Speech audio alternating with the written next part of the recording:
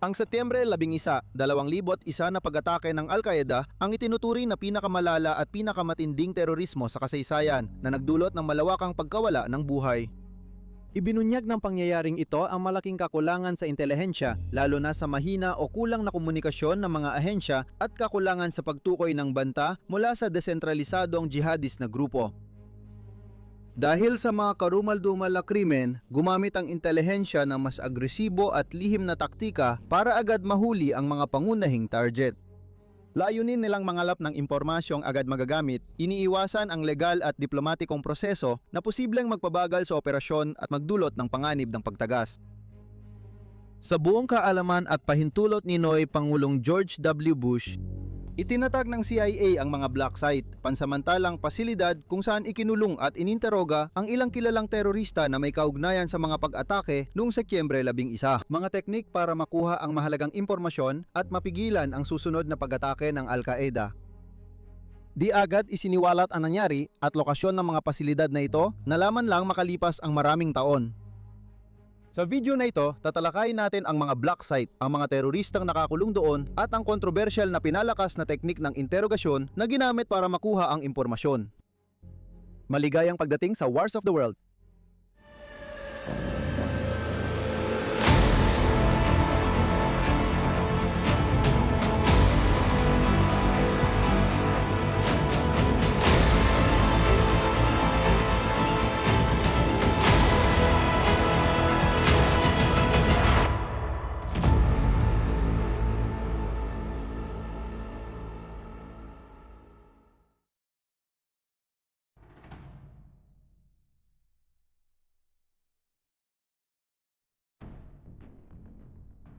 Noong Setyembre 17, 2001 ilang araw matapos ang 11 attacks nilagdaan ni Pangulong George W. Bush ang isang classified memorandum na pumayag sa CIA na magsagawa ng mga lihim na operasyon para hulihin, guluhin o alisin ang mga lider ng Al-Qaeda at kanilang operasyon.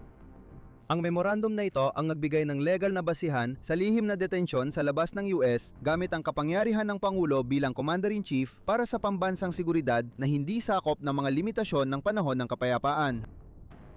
Bilang tugon sa pagkakahuli kay Abu Zubaydah noong 2002 na pinaniniwala ang isang mataas na opisyal ni Bin Laden, inaktiba ng CIA ang kanilang unang black site na may codename na Cat's Eye na matatagpuan sa Thailand. Ang detention site Green ay ginamit bilang ligtas at hiwalay na lugar para sa mga mahalagang detainee. Nahuli ang mga operatiba ng Al-Qaeda sa mga unang yugto ng kampanya laban sa terorismo matapos ang Setyembre 11. Dito nagsimula ang pandaigdigang network ng mga pasilidad sa ilalim ng lihim na Greystone program ng CIA. Sa mga sumunod na taon, inilipad ang mga detenido sakay ng mga eroplanong pinatatakbo ng CIA papunta sa madalayong pasilidad sa Asya, gitnang silangan at silangang Europa tulad ng Poland, Romania at Lithuania. Itinangin ng UK ang sistematikong paghawak ng bilanggo, ngunit ayon sa flight log, may pansamantalang pagkakakulong tuwing may stopover. Matapos mahuli, sumailalim sa paunang pagsusuri ang mga detainee bago mabilis na ilipat sa ligtas na black site. Tinitiyak ng pinaikling proseso na agad na ihiwalay ang mahahalagang target para sa debriefing. Ang mga pinaghihinalaang terorista tulad ni Zubaydah ay inilipat-lipat sa iba't ibang lugar para hadlangan ang pagtuklas at mapanatili ang kakayahang magbago ng programa sa gitna ng pressure ng digmaan. Mula 2002 hanggang 2009, 119 na individual ang naitalang na idetin sa iba't ibang hindi isiniwalat na pasilidad. Tinatawag na pinahusay na teknik ng interogasyon, ginamit ng mga CIA operatiba ang iba't ibang kontrobersyal na paraan para makuha ang impormasyon mula sa mga pinaghihinalaang terorista sa mga black site. Layunin nitong pigilan ang susunod na pag-atake at buwagin ang teroristang grupo sa pagkuha ng agarang malagang impormasyon. Kasama ang mga medical na professional para tsaking medically fit ang mga pinaghihinalaan bago pahirapan. Responsibilidad nila ang pagmamanman ng pagpapahirap para hindi mamatay ang mga bilanggo, paggagamot ng sugat, pag-iimbento ng bagong interogasyon at direktang pakikilahok sa pagpapahirap. Ginawa lang ang mga aksyong ito matapos tiyakin ng mga abogado ng CIA at US DOJ sa mga medical professionals na ligtas sila mula sa kaso o prosekusyon. Tiniyak nila na basta't sumunod ang mga profesional sa teknik ng mga legal na memo, kahit binawi ito, hindi sila mapaparusahan kahit lumabag sa mga batas ng US at internasyonal sa pagpapahirap. May 13 kilalang pinalakas na teknik ng interogasyon. Pinakakilalang teknik dito ang waterboarding. Ang detainee ay itinatali sa isang bangko o tabla at binubuhusan ng tubig sa muka na parang nilulunod, na nagdudulot ng matinding psikolohikal na pagdurusa at itinuturing na isa sa pinakabrutal at epektibong interogasyon sa mga black site. Kasama rin sa aprobadong paraan ang pagbuhos ng tubig. Hinuhubaran ng damit ang mga detainee at inilulubog sa pansamantalang batya habang binubuhusan sila ng malamig na tubig, o kaya naman, pinapapwesto sila sa isang posisyong nakakapagod habang hubad at paulit-ulit na sinispraya ng malamig na tubig. Sampal sa tiyan. Hinampas ng interrogator ang tiyan ng detainee gamit ang likod ng kamay mula isang talampakan para magdulot ng kawalang pag-asa, takot at kahihiyan. Pagkuha ng atensyon. Hinawakan ng interrogator ang kwelyo ng detainee gamit ang dalawang kamay at hinila siya palapit habang nagtatanong. Masikip na pagkakakulong. Ang mga detainee ay inilalagay sa isang maliit na kahon sa mahabang oras, nakakulong ng hanggang 18 oras kung pinapayagan ng kahon na makatayo o maksimum na 2 oras kung nakakulubot ang posisyon. Pagmamaniobra sa pagkain. Pinagkakaitan ng solidong pagkain ang mga detainee at pinapadiet ng likido lang. Pagpigil sa muka. Mahigpit na hawak ng tagapagtanong ang mukha ng detainee para hindi makagalaw ang ulo. Sampal sa mukha o insultong sampal. Isang bukas palad na sampal sa muka, tinatamaan ang pagitan ng baba at tainga para ipadama sa detainee na daraan siya sa pisikal na puwersa sa investigasyon. Hubad. Ang pagsasama ng mga pinatinding teknik ng interogasyon at kahubaran ay napapalala sa pakiramdam ng kawalan na magagawa at kahihiyan ng detainee. Mga posisyong napapahirap sa katawan. Ang mga detainee ay kailangang umupo o tumayo sa mga posisyon na nagpapahirap sa kanilang mga kalamnan at panatilihin ang mga posisyong ito ng matagal na panahon. Pagkakait ng tulog. Karaniwang kasabay ng stress positions, pinapatulog ang mga detainee hanggang 180 oras at marami ang nakaranas ng guni-guni. Pagtayo sa pader. Ang detainee ay inilalagay mga 4 na talampakan ng layo mula sa pader at pinipilit na yumuko pasulong hanggang ang kanilang mga daliri ay sumayad sa pader, habang iginigit ng interrogator na panatilihin nila ang posisyong ito ng walang hanggan. Kasabay ng mga ito, gumamit din ng iba't ibang hindi aprobadong teknik. Kasama dito ang mga peking pagbitay at karahasan, kung saan ang mga detainee ay binantaan gamit ang baril o power tool at isinailalim sa kunwaring pagbitay para takutin sila. Mga hindi kailangang medikal na pamamaraan gaya ng rectal rehydration, fluid resuscitation at feeding na ginawa ng walang klinikal na dahilan, layunin lang ipakita ang kapangyarihan at kontrol. Kasama sa iba pang taktika ang pagbabanta ng sexual o pisikal na pananakit, pananakit sa pamilya, paggamit ng kuryente at matinding pagkakakulong. Epektibo ba talaga ang mga matitinding interogasyon? Oo, sa ilang kaso, posibleng libu-libong buhay ang nasagip dahil dito. Kabilang sa mga teroristang hinuli sa mga black site ay si Khalid Sheikh Mohammed, ang utak sa likod ng pag-atake noong Setyembre 11 na nahuli noong Marso 1, 2003 sa Pakistan. Pinasailalim siya ng CIA sa mga tinaguriang pinatinding paraan ng interogasyon, kabilang ang 183 beses na pag-waterboard sa loob ng 1 buwan. Nagbunga ang mga interogasyong ito na mahalagang impormasyong nagkumpirma sa mga plano ng ikalawang bugso ng Al-Qaeda at nagdetalye tungkol sa courier na si Abu Ahmed Al-Kuwaiti na tumulong matukoy ang kinaroroonan ni Osama Bin Laden noong 2011. Si Ramzi bin Al-Shib, na sangkot sa lohistika ng mga pag-atake noong Siyam 11 ay nahuli noong Setyembre 11, 2002.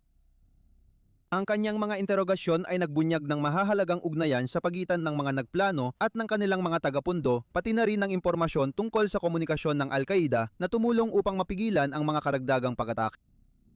Si Ridwan Isamuddin, na kilala rin bilang Hamza Bali, ang leader ng Jamaat-e-Islami, isang grupong Islamistang militante sa Timog Silangang Asya, ay naaresto noong Agosto 11, 2003. Ang interogasyon niya sa lihim na pasilidad ng CIA ay nagresulta sa pagpigil ng mga pag-atake sa Timog Silangang Asya at koneksyon sa 2002 Bali bombings. Sa kabuuan, ang impormasyong mula sa mga bilanggo ay malaki ang naitulong sa pagpigil ng maraming plano ng pag-atake at nagresulta sa mahigit 6,000 actionable intelligence reports. Pero hindi lagi ng CIA natutukoy ang tamang tao. At isang kilalang kaso ng maling pagkakaaresto ay kinasangkutan ni Khaled Al-Masri, isang mamamayan ng Alemanya na may lahing Lebanese na nahuli ng mga autoridad ng Macedonia sa hangganan ng Serbia at Macedonia noong Disyembre 31, 2003. Siya ay napagkamalang ibang tao dahil kapangalan niya ang operatiba ng Al-Qaeda na si Khaled Al-Masri. Si Al-Masri ay ikinulong na halos 5 buwan sa isang lihim na pasilidad ng CIA sa Afghanistan nang walang ebidensya ng terorismo bago pinalaya noong Mayo 28, 2004. Inamin ng CIA ang pagkakamali at tinulungan siyang nakabalik sa Alemanya. Nagsampa ng kaso si Al-Masri laban sa Estados Unidos dahil sa umano'y pag-usisa at pagpapahirap sa kanya ng 4 na buwan. Ibinasura ang kaso matapos gamitin ng gobyerno ang State Secrets Privilege dahil iginiit nilang maaring malantad ang kumpidensyal na impormasyon na banta sa pambansang seguridad. Gayunpaman, ang kasong isinampa laban sa Hilagang Macedonia ay nagbunga ng makasaysayang tagumpay. Hindi nag-iisang kaso ang maling pagkakakilanlan kay Al-Masri. Ibinunyag ng mga declassified na ulat na hindi bababa sa 26 sa 100 at 19 na mga detainee ay maling naiditin na kumakatawan sa humigit kumulang 22% ng kabuuan. Ang mga pagkakamaling ito ay dulot ng mabilis na kontra-terorismong aksyon matapos ang ika-11 ng Setyembre gamit ang kulang na impormasyon. Walang detainee ng karon ng pagpalya ng organ dahil sa torture pero may isang namatay sa hypothermia matapos iwan sa lamig matapos ang interogasyon. Noong huling bahagi ng 2002, lumabas ang ulat ng paggamit ng CIA ng extraordinary rendition kung saan inililipat ang pinaghihinalaang terorista sa ibang bansa para ma-interrogate ng walang extradition. Karaniwang ginagamitan ng mas mabagsik na paraan sa Ehipto at Jordan. Sa puntong ito, tismis pa lang ito. Pero noong Oktubre 2004, iniulat ng Human Rights Watch ang sistematikong lihim na detensyon ng CIA, kabilang ang mga detenidong hindi kinikilala mula sa Afghanistan at Pakistan na hinawakan ng walang pagkilala. Mabilis na itinanggi ng mga opisyal ng US ang mga alegasyong ito bilang haka-haka lamang. Hindi nalaman ng mas nakararami ang tungkol sa pag-iral ng mga black site hanggang Nobyembre 2, 2005 nang isiwalat ito ng Washington Post. Nagpatakbo ang CIA ng lihim na bilangguan sa silangang Europa, Thailand at Afghanistan, kung saan iniinteroga ang mga pangunahing tauhan ng Al-Qaeda gamit ang mas mahigpit na paraan. Inamin ng CIA ang mga pasilidad sa ibang bansa at inilipat ang mga detenido para maiwasan ang diplomatiko na issue. Naglabas ang New Yorker ng artikulo noong Agosto 2007 na tumalakay sa paggamit ng waterboarding at ang psikolohikal na epekto nito sa mga nag-iinteroga at detainee. Nasundan ng investigasyon sa Europa. Sinuri ng Konseho ng Europa at Parlamento ng Europa ang alegasyon ng mga lihim na bilangguan at rendisyon. Napagpasyahan ng mga korte sa Europa na nilabag ng Poland, Romania at Lithuania ang karapatang pantao sa pagtanggap ng mga pasilidad ng detensyon ng CIA. Uminit lalo ang diskusyon sa Estados Unidos matapos lumabas ang mga larawan mula sa bilangguan ng Abu Ghraib. Bagamat ang Abu Ghraib ay isang pasilidad militar, hindi isang black site ng CIA, ang mga pagbubunyag ay nagdulot ng masusing pagsusuri sa pagtrato sa mga detainee sa digmaan laban sa terorismo. Nagkaroon pa ng kontrobersya sa pagsira ng ebidensya. Noong 2005 inutusan ng mga opisyal ng CIA ang pagbura ng mga videotape ng interogasyon kabilang ang kay Abu Zubaydah. Ayan sa mga kritiko, humadlang ito sa pananagutan. Tinawag ng Human Rights Watch at Amnesty International na torture ang pinalakas na teknik sa interogasyon dahil sa matinding psikolohikal at pisikal na pagdurusa. Ayon sa mga taga-suporta, mas hindi mapanakit ang mga hakbang na ito kaysa sa pagpugot ng ulo at pambubumba ng kalaban. Noong Enero 22, 2009 nilagdaan ni Pangulong Barack Obama ang executive order na nagwakas sa Black Site program ng CIA, nagbawal sa mga detention facility at ipinagbawal ang pinalakas na teknik sa interogasyon. Ang kautusang ito ang nag-utos magsara ng mga pasilidad at ilipat ang mga high-value detainee sa mga lugar ng Department of Defense tulad ng Guantanamo Bay na natapos noong unang bahagi ng 2010. Noong 2022, nagpasya ang Korte Suprema ng US na protektado ng State Secrets Privilege ang impormasyon tungkol sa black sites ng CIA, kaya't hindi ito maaring isiwalat sa civil suit. Samantala, sa UK, nagsimula noong 2025 ang pagdinikukol sa alegasyon ng pakikialam ng CIA sa hindi makataong pagtrato sa mga detainee sa Guantanamo. Pagsapit ng 2025, wala pa ring ebidensya ng bagong aktibidad sa black sites o renditions na nagpapakita ng patuloy na hadlang sa batas at limitadong pananagutan ng mga tauhan ng US sa mga nakaraang gawain. Sa kanyang alaala, ipinagtanggol ni dating Pangulong Bush ang paggamit ng enhanced interrogation techniques, iginiit na hindi ito torture. Kinondena ni dating Pangulong Obama ang mga gawain ito bilang torture, suportado ng pamahalaan ng Britanya na tumanggi rin sa pahayag ni Bush. Malakay ang epekto ng mga black sites sa usapin ng kapangyarihan ng ehekutibo, pagiging lihim, intelihensya, oversight at karapatang pantaw. At mahigit 2 dekada matapos ang ika-11 ng Setyembre, nananatili silang isa sa mga pinakatumatak at pinakakontrobersyal na kabanata sa nagpapatuloy na pandaigdigang digmaan laban sa terorismo.